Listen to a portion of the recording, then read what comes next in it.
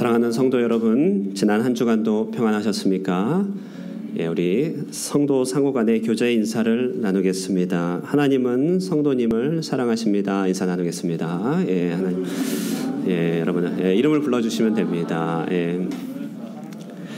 지난주에 이어 오늘도 창세기 본문을 함께 묵상하기를 원합니다.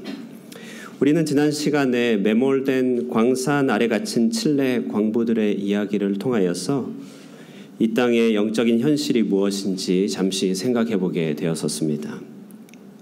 이렇게 떨어져 있는 죄와 비참의 상태를 교리적인 말로 타락이다 이렇게 이야기하는데요. 이는 첫사람 아담과 하와 때로부터 이 세상에 들어온 죄 때문에 일어난 일이라는 점을 살펴보았었죠. 죄는 하나님과 사람 사이 그리고 사람과 사람 사이의 좋은 관계를 파괴시킵니다. 그리고 스스로를 하나님께로부터 숨게 만드는, 도망하게 만드는 그런 폐악인 것이죠. 이렇게 죄와 비참함에 빠진 인류였지만 그러나 하나님은 그 사랑하심으로 다시 사람을 찾아오셨습니다. 그리고 이때로부터 하나님은 인류를 다시 회복하실 원대한 사랑의 계획을 실행하기 시작하셨는데 그것이 바로 인류 최초의 복음이라고 하는 창세기 3장 15절의 말씀입니다. 우리 다 함께 읽어볼까요? 함께 읽겠습니다. 시작. 내가 너로 여자 원수가 되게 하고 내 후손도 여자의 후손과 원수가 되게 하리니 여자의 후손은 내 머리를 상하게 하리고 너는 그의 발꿈치를 상하게 할 것이니라 하시고 자, 여기서 말한 여자의 후손이란 누구를 말하는 것일까요? 가까이는 장차 아브라함의 자손을 의미하는 것이고 더 나아가 이스라엘 백성을 말하는 것이며 결국 우리 모든 인류의 죄를 대신 짊어지신 그리고 사탄을 이기신 예수 그리스도를 말하는 것입니다. 믿는 우리도 이제는 그리스도 안에서 이 여인의 후손에 속하게 된 것이죠. 그러나 당시로서는 이 여인의 후손이 누구인지 그리고 하나님의 사랑을 완성할 이 여인의 후손이 왜 타락한 세상에 대한 답변이 되는지에 대해서 확실하게 나타나지 않은 채로 그들은 에덴을 떠나야만 했습니다. 그리고 나서 오늘 본문 4장의 이야기가 펼쳐집니다. 여기에서 우리는 하와가 경험하고 있는 의미심장한 기쁨을 잠시 엿볼 수 있는데요. 말 그대로 여인의 후손이 출생한 것이지요. 오늘 1절 말씀입니다. 한번 읽어볼까요? 다 함께 읽겠습니다. 시작. 아담이 그의 아내 하와와 동침함에 하와가 임신하여 가인을 낳고 이르되 내가 여호와로 말미암아 등남하였다 하니라. 본문을 보면 하와는 자녀 출생의 공을 온전히 하나님께 돌리며 얻었다, 주셨다라는 이름의 뜻인 가인이라고 하는 이름을 그에게 붙여줍니다. 이 아이의 출생 자체가 기쁜 일이었지만 그러나 에덴을 쫓겨난 이 슬픈 상황을 해결해 줄 그 여인의 후손이 혹시 이 아이가 아닌가 하는 기대감도 있었던 것이지요. 그런데 과연 그 기대가 충족이 되었는가 하면 그 다음에 둘째를 낳는데 그 이름을 아벨이라 졌습니다. 그런데 그 아벨이라고 하는 이 이름은 흔히 이름에 잘 쓰이지 않는 뜻을 가지고 있는데 허무라고 하는 뜻을 가지고 있죠. 그러니 예측하기로는 여인의 후손이 되어 하나님의 소망을 이뤄줄 것이라고 생각했지만 사람에게서는 어떤 소망을 발견하지 못하여 둘째 아이에게는 아벨이라 이름을 져줬던 것 같습니다. 우리는 이 이름에서 어둠의 그림자가 드리워지는 것을 보게 됩니다. 많은 사람이 추측하기를 어쨌건 이 두 형제는 각기 진로가 서로 달라져서 형 가인은 이제 밭을 갈고 씨를 뿌리며 거두는 농경의 일을 하게 됩니다. 그리고 아벨은 양을 치는 목축의 일을 하게 되죠. 이들은 말 그대로 적성도 다르고 진로도 다른 두 형제의 삶을 살아가게 됩니다. 여기서 잠시 참고로 말씀드리면 우리는 이미 이때부터 이 땅에 인구들이 많아졌다는 사실을 발견할 수 있죠. 나중에 보면 범죄한 가인이 사람들의 보복을 두려워하는 장면이 나타나는데요. 가인과 아벨 두 사람 말고 또 다른 사람이 있었는지 궁금해지곤 하죠. 그러나 농경도 목축도 혼자서 할 수 있는 일은 아닙니다. 그리고 혼자 산다면 이런 일들을 할 필요가 없었던 것이죠. 그냥 수렵 채취해서 살면 되는 것이잖아요. 성경은 있었던 일을 모든 일을 기록하기보다 교훈에 있어서 최고로 가치가 있는 일들을 압축해서 보여주는 속성을 가지고 있는데 아담과 하와에게는 분명 이들 외에도 많은 자녀를 출생했을 것이라고 하는 사실을 우리는 미루어 짐작할 수 있습니다. 그런데 그 사람들이 저마다 다 특징이 있었겠지만 가인과 아벨을 통해 대표되는 두 가지 서로 대비되는 특징이 있었던 것이죠. 우리도 단군 신화를 이렇게 접하다 보면요, 단군 신화를 접하다 보면 곰의 부족이 있고 호랑이 부족이 있죠. 호랑이 맞죠? 약간 소리를 피드백이 좀 생겨서 곰의 부족과 이제 호랑이 부족이 있는데 이것은 이제 곰으로 대표되는 한 민족에 대한 이야기고 또 호랑이로 대표되는 한 민족의 이야기죠. 마찬가지로 가인과 아벨은 그 당시 수많은 사람들이 있었는데 수많은 사람들을 대표할 만한 그러니까 두 부류의 대표자라고 이렇게 할 수 있습니다. 그런 의미에서 이들은 영적으로 보았을 때 인류의 두 발원지이고 이 세상을 살아가고 있는 우리도 그들 중에 하나에 속해 있다는 사실을 우리가 알 수 있습니다. 자, 그런데 3절을 보니까 세월이 지났다고 말을 하고 있습니다. 날들이 이제 쌓여서 어느 날이 된 것이에요. 3절에 보니까 세월이 이제 지나서 날들이 쌓이고 나서 그들이 하나님 앞에 예배를 드리게 되는 장면으로 오늘 본문의 이야기들이 시작되고 있습니다. 가인은 아마도 농경에서 얻은 작물 중에 일부를 하나님께로 제물로 바쳤을 것입니다. 성경은 이런 가인의 제물을 땅의 소산이다 이렇게 얘기하고요.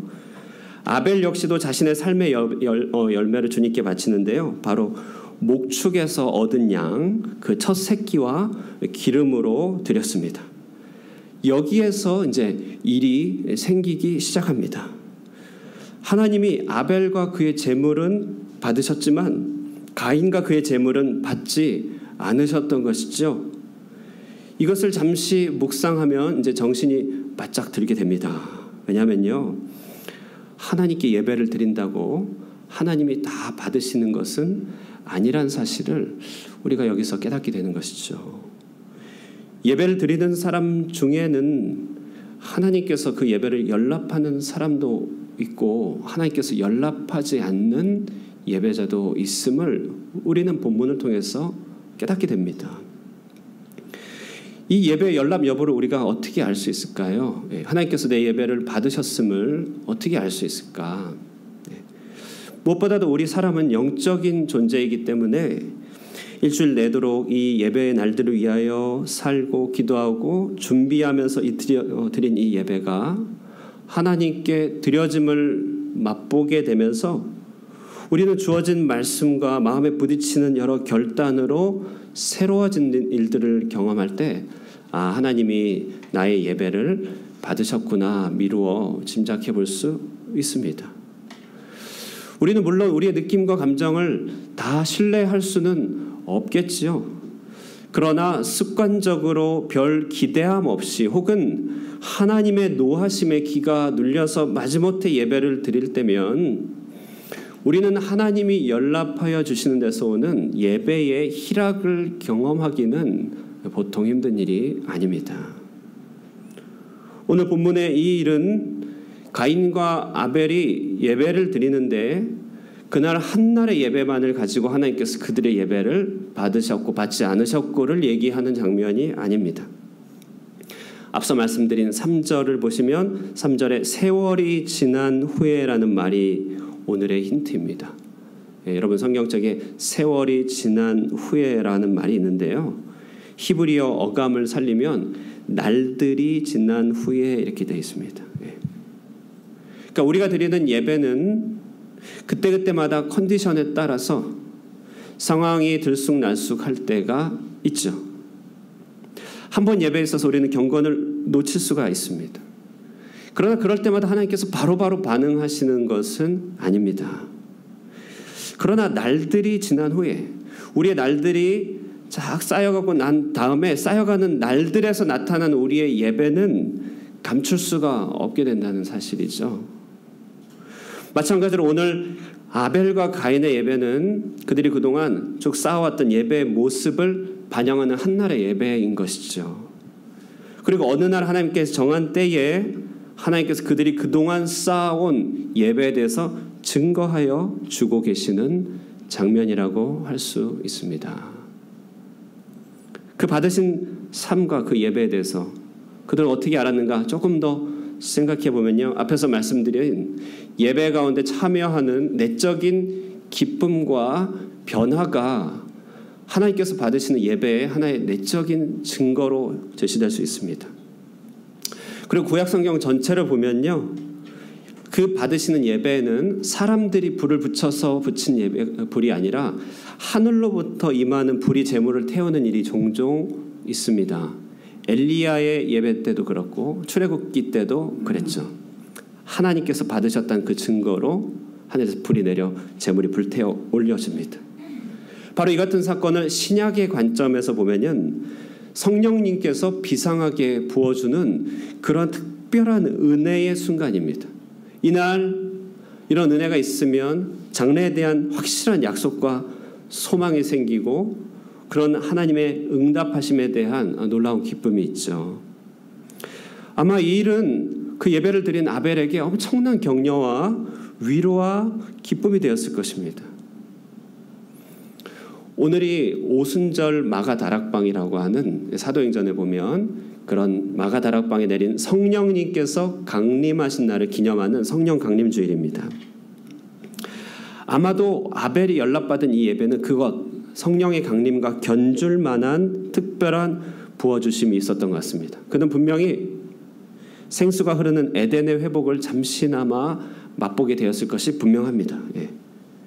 이것이 우리가 예배 올 때마다 항상 소망해야 되는 바이죠. 우리의 모든 예배가 항상 이처럼 넘치는 기쁨으로 충만한 것은 아닙니다만 그러나 우리의 날들이 쌓여진 예배 가운데 하나님께서는 이같이 풍성한 예배를 약속하곤 하시는 것이죠. 하지만 오순절 성령 강림에 대해서 유대 당국자들은 아무것도 알지 못하고 참여도 못했듯이 이날 가인은 이 예배에서 어떠한 응답하심도 받지 못합니다. 아무 일도 일어나지 않았던 것이죠. 가인은요, 이 일을 보고 지금 비교가 되는 이 예배 현상을 본 거잖아요. 가인에게는 아무 일도 일어나지 않아요. 메마릅니다. 아벨에게는 넘쳐나는 하나님의 응답하심이 있습니다. 이 일을 보고 가인은 예배 가운데 자기 자신을 성찰하는 대신에 가인은 격렬한 진노, 질투와 분노에 휩싸여지는 것이 오늘 본문의 얘기죠. 성경을 보면 마치 오순절 당시에 예루살렘에 임한 성령의 강림의 사건을 전혀 알지 못했던 유대 당국자들과 아주 흡사한 모습으로 가인은 반응하고 있습니다. 가인은 대노합니다. 그리고 때가 맞지 않는 감정을 표출합니다.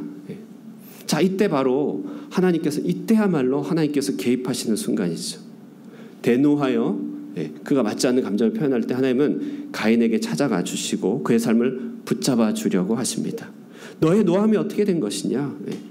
너가 선을 행하였다면, 너가 예배를 잘 드렸다면, 올바른 것이었다면 이렇게 낯을 가릴 필요가 없지. 지금이 가장 중요한 때다. 지금이야말로 가장 중요한 때다. 너 주의해라. 이렇게 하나님께서는 개입하셨습니다. 7절 후반절인데요. 7절 후반절. 우리 한번 읽어볼까요? 7절 후반절 다 함께 읽겠습니다. 시작.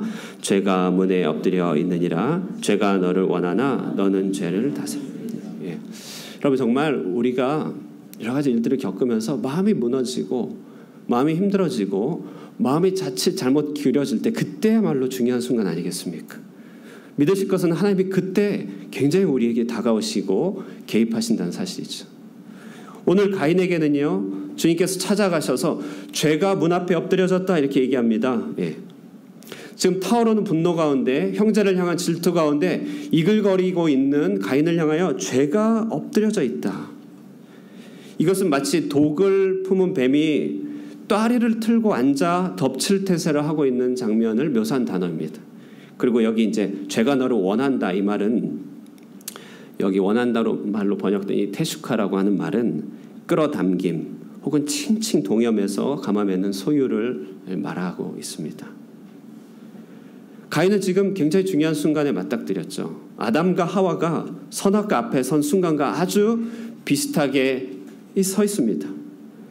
그는 이 문 열기를 포기해야 했고 돌이켜 하나님께로 갔었어야 되는 바로 그 시점에 그는 어떻게 했나요? 예. 자, 여러분, 여러분의 집 앞에 문에 독사가 지금 다리를 틀고 앉아 있는데 여러분이 그것을 알게 되었다고 한번 상상해 보십시오. 그럼 여러분은 어떻게 하시겠습니까? 예. 또 방울뱀, 꼬리를 쫙 흔들리는 방울뱀이나 예. 이렇게 머리가 쫙 세모로 되어 있는 살모사 혹은 코브라가 딱 문 앞에 있습니다. 여러분 어떻게 하시겠어요? 예. 진짠가 하고 문을 열어서 빼꼼히 머리를 한번 내밀어 보시겠습니까? 예. 우리 그렇게 하지 않죠. 예. 어떻게 하죠? 전화를 바로 하죠. 우리 집 앞에 뱀이 있습니다. 예. 베트남에서는 베트남어를 못하니까 예. 이게 이제 베트남어가 되는 이제 분한테 전화를 하겠죠. 예. 1부에서는 제가 혜진이한테 전화한다 쓰는데 2부에서는 우리 조혜경 집사님한테 제가 전화를 베트남어가 되는 분들한테 예. 그리고 창문을 다 아마 단속할 것입니다. 혹시나 이 뱀이 환풍기로 스르륵 미끄러져 오는 건 아닌지 아주 주의하게 될 것입니다. 왜 봉산을 미리 사놓지 않았을까? 때늦은 때에 맞지 않는 후회도 막 하겠죠. 자, 그런데 여러분 예배에 실패한 가인에게는 그것을 마땅히 저항할 만한 이유도 능력도 없었습니다. 문 앞에 분명히 죄가 코브라처럼 엎드려 있지만 저항하고 싶지도 않았고 저항하려고 하지 않았습니다. 이러한 영적인 무지 그리고 영적인 무능력 이것이요 바로 연락받지 못하는 예배를 드리는 이들이 겪는 첫 번째 형벌이라고 한다는 사실이죠. 여러분 우리 예배가 연락되지 못할 때는 우리는 죄에 대하여 너무나 속수무책입니다. 예. 우리는 죄에 대해서 저항할 마음이 잘 생기지 않아요. 우리의 예배가 그만큼 무너져 있기 때문에 그렇습니다. 가인은요 죄가 문 앞에 엎드려져 있다는 말을 분명히 들었지만 그 이야기의 여운이 채 사라지기도 전에 그는 문을 열고 나가버립니다. 죄의 길에 들어서게 되는 것이죠. 그는 아벨을 부릅니다. 일로 와봐. 예. 그리고 그를 한적한 곳에 데리고 가고 그와 대화를 나누다 그를 돌로 쳐 죽여버립니다. 예. 사도행전에서 마치 성령을 받은 스데반을 유대인들이 돌로 쳐 죽인 것과 똑같이 연락받은 예배 사람 아벨을 쳐 죽이는 장면으로서 가인의 죄가 심화되고 있는 것이 보여주는 것이죠. 많은 사람들은 왜 아벨의 예배는 받으시고 가인의 예배는 받지 않으셨는지 궁금해합니다. 그리고 그들이 드린 예물에 기초하여서 생각을 하려는 시도들이 있었습니다. 예. 하나님이 아담과 하와에게 에덴 동산에서 가죽옷을 입혀주어서 피의 제물을 가르쳐줬기 때문에 아벨은 피의 제물을 드려 하나님께서 연락을 하셨고 가인은 그렇지 않았기 때문에 연락하지 않았다 이렇게 설명하려고 하는데요. 그런데 이제 이런 가르침은 성경에서 말하고자 하는 그 이면의 비밀을 캐내어 주는 것 같아서 솔깃할 수 있겠지만요. 그러나 본문은 지금 예배의 하우투를 가르쳐 주려고 하는 본문이 아니죠. 왜 가인의 예배를 받지 않았는가? 우리는 본문에서 멀리 갈 필요가 없습니다. 바로 분노로 동생을 쳐 죽인 이 가인의 모습 속에서 왜 하나님이 가인의 예배는 연락하지 않으셨는지를 잘 알게 되는 것이죠. 가인은 일상적으로 하나님의 경고를 무시했습니다. 가인은 하나님의 음성을 듣기를 너무나 쉽게 거절했습니다. 그는 죄에 쉽게 관여하면서도 요식적인 행위로 예배에 참여하는 그런 모습을 보였습니다. 그러므로 그가 어떤 피의 제물을 드린다 할지라도 이사야에서 말하는 바와 같이 그것은 전혀 소용없는 일이 될 수 있죠. 이사야 1장 11절에서 12절입니다. 우리 한번 11절 한번 읽어볼까요? 함께 읽겠습니다. 시작. 여호와께서 말씀하시되 너희 무수한 제물이 내게 나는 수량의 번제와 살찐 짐승의 기름에 배불러 나는 수염소의 피를 기뻐하지 아니하노라. 2절 너희가 내 앞에 보이러 오니 이것을 누가 너희에게 요구하였느냐 내 마당만 여러분 정말 내 마당만 밟을 뿐이다. 너의 무수한 재물과 무수한 행위가 나에게 무슨 의미가 있느냐. 그 많은 예배의 행위들과 헌신들이 있다 할지라도 내 마당만 밟고 가는 것이다. 여러분, 우리가 드리는 예배가 성전 안뜰까지 들어가는 예배인가요? 그 마당만 밟고 들어가는 예배가 혹 아닌가요? 예. 오늘 본문은 선악과를 통하여 이 세상에 들어온 죄가 어떻게 예배의 실패로, 그리고 형제를 향한 분노로, 끔찍한 형제 살해로 깊어져 가고 거칠어져 가고 있는 것을 차례로 묘사하고 있는 장면입니다. 자, 여기까지가 예배에 대한 이야기가 한 차례 비극으로 끝나는 한 단락 한 막을 형성하는 것이죠. 이야기는 이제 새로운 국면으로 나아갑니다. 그것은 우리 가운데 참된 예배가 없는 자의 삶에 따르는 대가들을 보여주고 있습니다. 하나님은 다시 가인을 찾으십니다. 그런데 이때 찾는 것은 아까 가인을 찾는 것과는 성격도 내용도 다릅니다. 앞전에는 그의 죄를 하나님께서 막아주시고 그를 세워주시기 위하여 권면하기 위한 찾으심이었다면, 지금은 가인이 행한 범죄에 대한 선고와 판결을 위하여 찾아오십니다. 가인은 아우 아벨이 어딨냐는 하나님의 질문 앞에 반항하면서 대답합니다. 내가 아우를 지키는 자니까, 이렇게 얘기하는 것이죠. 하지만 가인은 모른 척해도요, 아벨의 피가 쏟아진 땅은 침묵할 수 없는 것이죠. 여러분, 우리가 내뱉은 말이 포함된 이 공기는 침묵할 수가 없습니다. 우리가 거닐었던 행적들은 우리에 대해서 침묵할 수가 없습니다. 하나님께서는 우리의 말과 우리의 행실이 아니라, 우리의 생각이 아니라 우리가 이 땅에 남겨둔 그 자취와 부르짖음을 들으시는 것이죠. 그래서 그 땅도 이제 그 죄를 범한 가인을 토해내기 시작한다는 사실을 본문에서 말합니다. 11절 12절이죠. 11절 12절 한번 보실까요? 함께 읽겠습니다. 시작. 땅이 그 입을 벌려 내 손에서부터 내 아우의 피를 받았은즉 내가 땅에서 저주를 받으리니 내가 밭을 갈아도 땅이 다시는 그 효력을 내게 주지 아니할 것이요 너는 땅에서 피하며 유리하는 자가 되리라. 예. 여러분, 우리의 잘못된 예배와 우리의 여러 죄들은 우리를 어떠한 방식으로든 이 땅에서 유리하게 만드는 것이죠. 우리 많은 헛된 수고와 방황들이, 그것은 어쩌면 영적으로 하나님에게서 멀어진 자들이 겪는, 일상으로 겪는 고난들이죠. 그러나 이런 헛된 방황들이 너무나 일상적이기 때문에 얼마나 죄의 형벌 아래에 있는지 미처 깨닫지 못하는 경우도 많이 있습니다. 사도 바울도 그랬죠. 바울은 스데반을 돌로 쳐 죽이는 일에 책임자로 있었습니다. 교회를 잔멸하는 일에 가편투표에 많은 사람을 죽음에 이르게 했습니다. 자기가 어떻게 땅에서 피하여 유리하는 자가 되었는지 그는 주님을 만나기 전까지 미처 몰랐다는 것이죠. 사람들이 이처럼 점점 거칠어지고 모르는 사이에 점점 완고해지고 점점 그 얼굴에서 가인의 모습을 닮아가는 모습이 나타납니다. 큰바의 얼굴에 나타나는 어니스트를 닮아가는 게 아니고, 어니스트인가요? 큰바의 얼굴을 닮아가는 게 아니라 점점 가인을 닮아가면서 그들은 결국 가인을 조상으로 모신 가인의 후예가 되었던 것이죠. 가인은 이런 형벌 앞에서도 은총의 자리로 돌아가기보다 불평합니다. 여러분, 참된 예배에서 비껴진 삶은 대책이 너무 없죠. 가인의 관심은 온통 자기 복지와 자기 안전입니다.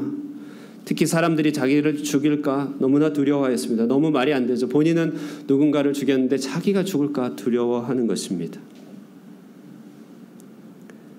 고대 사회에서는 살인을 저지르면 살해를 당한 자의 친족이 반드시 보복하도록 관습이 있었습니다. 그렇게 해서 정의를 이루도록 하였죠. 오늘날과 같이 형법과 경찰력이 없는 시대에는 그들이 형 집행자가 되었고 경찰이 되어야 했기 때문에 그렇습니다. 근데 하나님은 매우 합리적이시라 일사부재리 원칙, 내가 준 형벌 그 이상의 형벌을 사람한테 받을 필요가 없다 하면서 그에게 표를 줍니다. 이제 더 이상 받을 필요가 없다고 하는, 그가 이미 형을 받았다고 하는 사실을 드러내는 표죠. 어쨌든 16절에 이렇게 형벌을 받은 가인은 여호와 앞을 떠나 에덴의 동쪽 노땅에 거주합니다. 14장 16절 말씀입니다.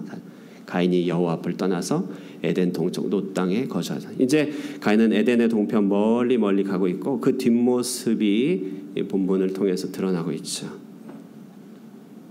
성경은 이제 가인과 그 후예들의 이야기를 가인의 그 등 뒤에 등을 보면서 가인에게 펼쳐지는 또 다른 세계를 짧게 보고해 줍니다. 그들은 하나님 없이 자신들의 왕국을 만들어가죠. 거기에서 각종 문명을 만들고 발전시켜 가긴 하지만 그러나 가인의 후예 중 라멕이라고 하는 특별한 사람을 소개하면서 그들 문명의 속사를 잠시 보여주는데 23절, 24절의 말씀입니다. 한번 읽겠습니다. 23절, 24절 다 함께 읽겠습니다. 시작.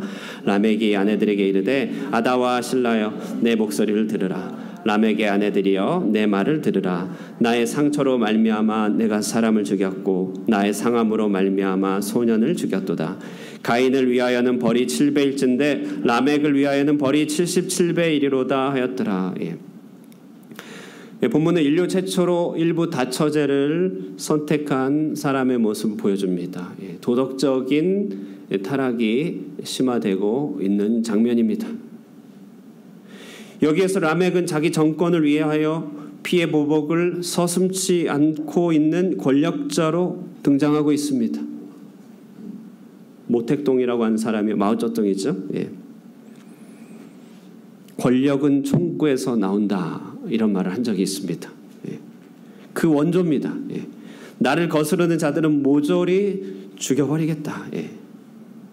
여러분 바로 이 세상이 이제 애굽으로 나타나는 것이고 바벨론으로 나타납니다. 그리고 이것이 우리가 몸담고 있는 지금 이 세상이고 우리가 거기로부터 건진받은 이 땅의 현실인 것이죠.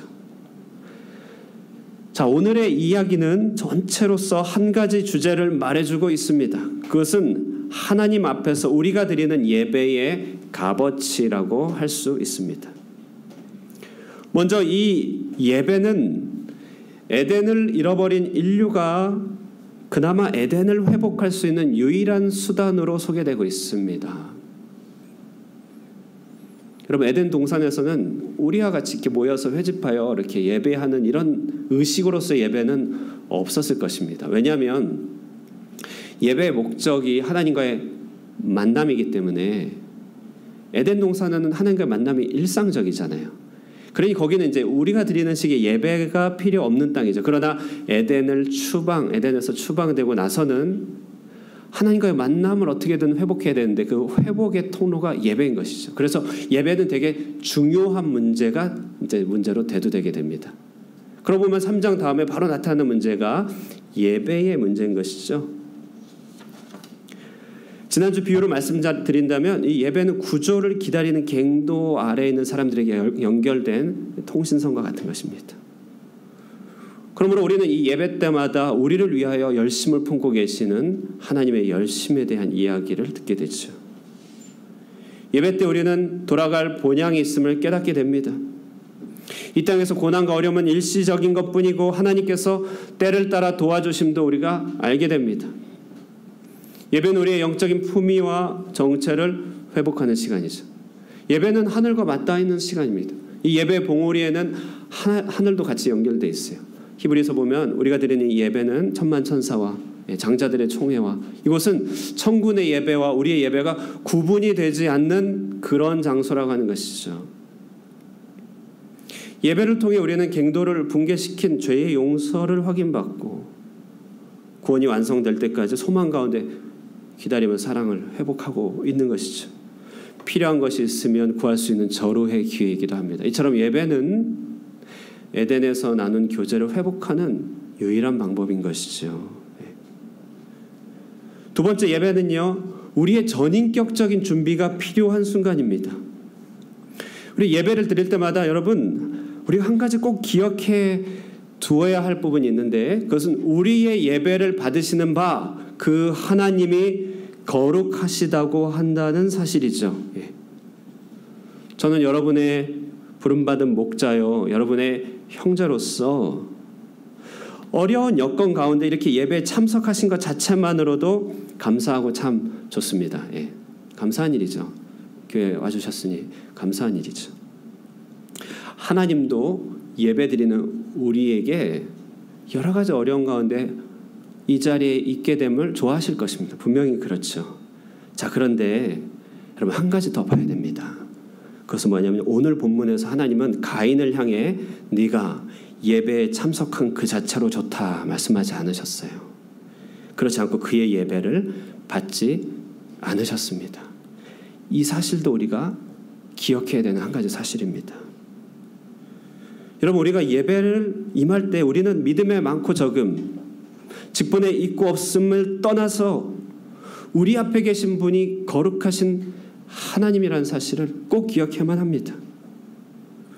오늘의 이 두 예배자들은 그들이 드리는 삶의 제물을 통하여서 그들의 경건을 확인시켜 주었는데요. 성경의 순서로 보면 먼저 가인이 나타나고 가인이 드린 제물이 나타납니다. 그래서 가인이 먼저 됐고 아벨은 나중된 자였지만 바로 이어서 아벨과 그의 제물이 소개되고 이제 아벨이 먼저 나타나고 가인이 뒤따르는 그런 모습으로 성경이 기록되고 있습니다.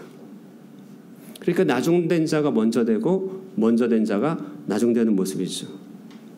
이 둘의 제물은 큰 차이를 보입니다. 성경을 보니 아벨은 양의 첫 소산과 기름으로 드렸다고 하였으나 반면에 가인은 단지 땅의 소산으로 드렸다고 합니다. 아벨에 드린 첫 소산이라고 하는 것은 그의 마음의 첫 머리와 구별됨을 말하는 것이고, 기름이라고 하는 것은 그가 온 힘을 다하여 정성스럽게 드린 예물을 상징하는 말이죠. 아벨이 드린 예배는 오늘날의 용어로 치면 그는 영혼이 있는 예배를 드렸습니다. 그는 영혼을 가지고 와서 예배를 드린 것이에요. 그는 예배를 참여하였습니다. 그의 예배는 목동으로서 양을 치는 순간부터 시작되었습니다. 일상에 겪는 크고 작은 일들을 하나님과 결부시켰고 양들을 눈여겨보며 특별히 하나님께 바칠 것을 구별해낸 그 순간부터 그의 예배는 이미 시작됐던 것이죠. 여러분, 예배 오실 때 어떻게 오실지 저는 잘 모르지만 여러분, 예배는요, 우리가 예배가 끝나는 그 순간부터 시작된다는 사실을 아십니까?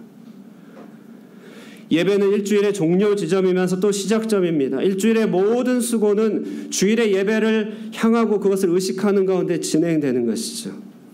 그 한 주간 일어나는 크고 작은 감사거리 하나하나가 우리가 드리는 모든 제물 가운데 결부되어서 올려드리는 것입니다. 이긴 역경들에 대한 스토리와 자주 넘어진 부분에 대한 송구함과 용서에 대한 기대를 가지고 이 한날의 예배에 와서 집중하는 것입니다. 다시 말씀드리면 우리의 24시간 7일의 모든 순간에는 이 한날의 예배를 향한 방향이 있고 예배를 통해 다시금 일주일을 살아가는 것이죠. 이 모든 과정으로서의 예배를 성경은 양의 첫 소산과 기름이라고 말하고 있습니다. 이런 예배의 날들이 모여 그의 예배는 하나님의 영광을 드러냈고 그에게는 비상한 부으심이 있었고 그의 삶은 크게 위로가 되었던 것이죠. 반면 가인의 제물은 땅의 소산이라고 말합니다. 땅의 소산이라고 하면 이중적인 의미를 가지고 있습니다. 하나는 말 그대로 땅에서 난 곡물을 의미하겠죠. 그러나 아벨이 바친 제물도 땅의 소산이었습니다. 그러므로 이 땅은요, 하늘의 제물이 아닌 땅에 속한 것이라고 하는 의미를 가지고 있는 육체 열매로 가지고 왔음 말합니다. 그에게 예배는 일상을 방해하거나 적어도 안 드릴 수 없는 어떤 매임의 예배였겠죠. 그는 그냥 살다가 예배를 드린 것으로 보입니다. 살다가 손에 잡히는 것을 들고 와서 예배를 드렸을 것입니다. 그렇지 않다면 그도 분명히 첫 소산으로 예배를 드리고 곱게 간 가루로서 드렸을 것이죠. 적어도 그의 예물에는 정관서 더나 혹은 더 퍼스트 같이 제물을 한정하여 구별할 수 있는 구별됨이 없었습니다. 예배는 그의 여러 일상의 스케줄 가운데 하나에 불과한 것이죠. 많은 스케줄 중에 하나였던 거예요. 그에게 예배는. 날들이 흘러 그가 드린 예배를 모아볼 때 그 예배는 하나님께서 은혜를 부어주시고자 할지라도 받을 만한 그릇이 준비되지 않았던 것입니다. 그러므로 여러분, 우리는 거룩하신 하나님 앞에서 온 한 주를 예배에 초점을 맞추면서 준비하는 주의 성도들이 되어야 하는 것입니다. 끝으로 예배가 참으로 값지다고 하는 것은요, 이 예배는 어떤 식으로든 뒤따르는 결과들이 있음을 창세기 4장은 예언자적인 눈으로 보여주는 것이죠. 가인의 어긋난 예배 생활은 그 예배드림 자체가 그에게 낭비고 고통이었습니다. 대구에 가면요, 혹시 대구 분 계신지 모르겠는데요, 핸즈커피라고 하는 유명한 커피 브랜드가 있습니다. 핸즈커피. 그분은 전에 이랜드 근무하시다가 퇴사하고 커피 브랜드를 내신 분인데요. 그분은 이제 일상의 선교를 가르쳐주는 선교적 삶에 대한 강의를 하십니다. 그가요 이런 질문을 합니다. 여러분 20년을 산다고 했을 때, 그러니까 20년을 생활한다고 했을 때 20년 동안 일요일마다 낚시를 나가는 사람과 20년 동안 예배를 드린 사람은 어떤 차이가 있겠습니까? 이 질문을 하더라고요. 그러면서 아마 20년 동안 낚시를 간 사람은 낚시의 전문가가 돼 있겠죠. 그러나 예배를 간 사람은 뭐가 남습니까? 이렇게 물어보는 거예요. 우리가 예배를 헛되게 드리면 차라리 낚시 가는 게 낫지 않겠느냐. 반어법으로 예배가 얼마나 소중한지를 가르쳐주기 위한 얘기죠. 여러분 뭐든지 날들이 쌓여서 의미를 창조해냅니다. 그런데 우리의 예배가 날들이 쌓여 연락하심이 없다면 그보다 헛된 것이 어디 있겠습니까? 예배는 그런 것이 아닙니다. 예배는 우리가 도달하기 힘든 이상 하나님께 세워주신 목표, 저 멀리 보이는 목표점들을 두고 눈앞이 깜깜하지만 내가 과연 저기 이룰 수 있을까? 하나님 명하신 걸 할 수 있을까? 하겠지만 7일씩 가는 것이죠. 6일을 가고 하루 경배하고 힘을 내고 또 7일 가고 그 가운데 넘어지지만 붙들고 7일씩 가다 보면 도착하는 것입니다. 그러나 예배가 없다면 미끄러지고 넘어지고 어디에 있는지도 모르는 것이죠. 아벨은 어쩌면 이 한 예배 때문에 목숨값을 드렸습니다. 그만큼 값어치가 있는 것이죠. 살면서 목숨 하나 바쳐서 이뤄낸 일이 없는 것이 너무 후회가 되잖아요. 예배의 값어치는 그런 것입니다. 그러나 영혼이 없는 가인의 예배, 그 무너진 예배는 정말 허술한 용기 사이로 새어나오는 독가스처럼 도사리고 있는 죄를 막아낼 재간이 없습니다. 그는 허용하였고 잘못된 선택에 마음의 문을 열었고 하나님에게서 멀어졌고 하나님 없는 세계를 이뤄갔습니다.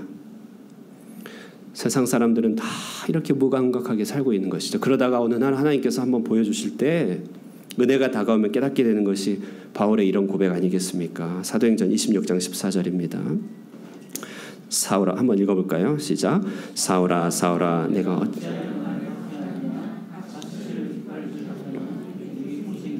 예배 없이 또 예배에 승리하지 않은 채 살아가는 그 인생이 당장은 즐거운 것 같은데 주님을 만나고 나니 가시채를 뒷밟질하는 고생이다. 이런 예배에 뒤따르는 결과들에 대해 시편 37편 23절에서 25절은 그 뒤따르는 결과들을 아주 선언적이고 아주 예언적으로 얘기해 줍니다. 한 절씩 교독하겠습니다. 주의 복을 받은 자들은 땅을 차지하고 주의 저주를 받은 자들은 끊어지리로다. 23절. 그는 넘어지나 아주 엎드러지지 아니함은 여호와께서 그의 손으로 붙드심이로다. 내가 어려서부터 늙기까지 의인이 버림을 당하거나 그의 자손이 걸식함을 보지 못하였도다. 사랑하는 하늘꿈 성도 여러분, 우리의 이 예배를 값지게 드려 뒤따르는 은혜를 약속받을 수 있게 되기를 축복합니다. 말씀을 정리하면서요, 오늘 본문 말미에 보면요, 그루터기에 나온 새싹처럼 이 땅에 비로소 예배 공동체가 탄생하고 있는 장면이 나옵니다. 25절 26절인데요 한번 읽어보겠습니다. 시작. 아담이 다시 자기 아내와 동침하매 그가 아들을 낳아 그의 이름을 셋이라 하였으니 이는 하나님이 내게 가인을 죽인 아벨 대신에 다른 씨를 주셨습니다. 셋도 아들을 낳고 그의 이름을 에노스라 하였음에 그때 사람들이 비로소 여호와의 이름을 불렀더라. 그동안 여기저기서 흩어져 예배를 지켜오던 사람들이 가인과 아벨의 이야기를 들으며 오늘 우리가 설교를 들은 것 같이 마음에 큰 도전과 숙제가 됐을 것입니다. 그리고 하나님의 이름을 함께 부르는 자들이 함께 모여서 이제 공동체로서 예배를 지키기 시작했던 것 같습니다. 인류 최초로 창설된 교회이죠. 이들은 가인의 사람들, 가인의 계열이 다스리는 세상 한가운데서 예배를 위해 모인 사람들입니다. 마치 프랑스의 위그노나 필그림 파더스처럼 하나님을 믿는 일에 두각을 드러냈죠. 가인과 대비되는 셋 계열의 사람들이고 당연하게 여인의 후손은 이들 셋 계열의 사람을 통하여서 나타나게 되는 것이죠. 사랑하는 여러분, 우리가 유리하고 방황하기 때문에 호치민에 있는 사람들이 아닌 것이잖아요. 예. 우리는 놀랍게도 이곳 호치민 땅에서조차 하나님의 이름을 부르기 위하여 비로소 모인 셋의 자녀와 같은 사람들인 것입니다. 그러므로 우리는 예배를 드릴 때마다 얼마나 이 예배가 에덴 회복의 원천으로 값진 것인지, 그리고 24시간 7일 전체를 예배로부터 시작하여 어떻게 예배로 돌아가는 삶을 살게 될 것인지를 온 인격을 다하여 생각하며 준비하고, 하나님이 받으시는 예배에는 반드시 뒤따르는 은혜들이 따를 것임을 굳게 믿고 참으로 값진 예배를 하나님께 올려드릴 수 있는 셋 가문과 같은 복 있는 공동체가 되기를 주님의 이름으로 축원드립니다. 우리